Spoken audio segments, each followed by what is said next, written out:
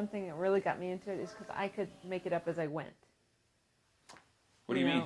Well, with like painting, there are, it seems to me, there are all these rules, this is how you do it, this is what painting looks like, and this is how you apply it, and you put it on a canvas, or you put it on even on board or something. But with fiber art, you can do anything you want. You can, make 2-dimensional, 3-dimensional.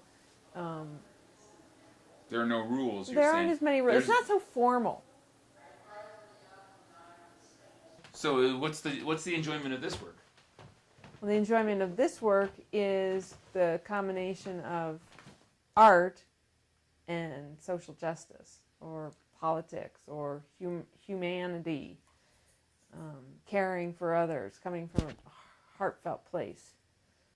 Today, in the media, so much of the talk about immigration is people from South America and Mexico migrating to the United States, crossing the border illegally. It dominates those conversations. And so they represent that. They represent those people to me. But they also represent the history of migration in the United States. The United States is a country of migrants. Unless you're Native American, you have an immigration story and a history of immigration in your family. Everyone shares this commonality. So I hope that people will start to identify with these figures, which are fashioned after current day clothing and what people might wear if they were crossing the border today and migrating to the United States.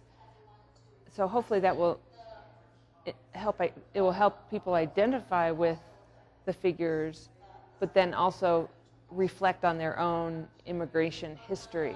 What if this was their grandfather walking across? What if this was ancestors traveling on boat to the United States, starting a new life? What are they coming to? What are these people searching for? Why are they coming? Why are they moving across this gallery? Why are these figures moving in space, in motion, in frozen motion? What are they coming to in this country?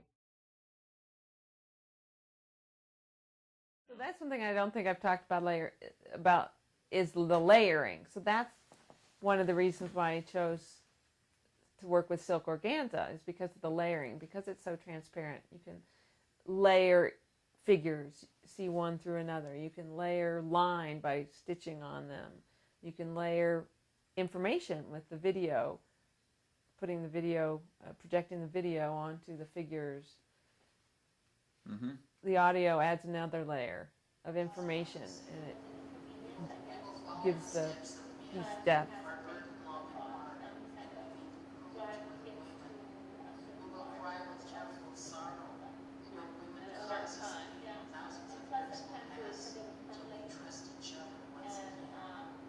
So as you walk through the space, you'll hear different stories or poetry. And then there's the wall pieces that are hung on the wall that give you more of a narrative.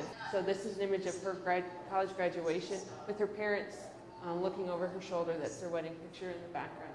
And then at the top, these are actual images of she and her sisters working in the field. So this piece tells a story. The more time you spend with it, the more you can get from the imagery. In the very back of this piece is a copy of the documentation that her father would sign as they traveled from farm to farm when she was a child. And the contract included all family members. So it wasn't just between him and the farmer. It was all family members on the contract to be working in the fields. And this was the 1970s. There are the video interviews. As we're growing up, a lot of Latinos, Chicanos, Mexicanos are told, go back to where you came from. But we've been here for a long time. Long before the U.S.-Mexican border was established.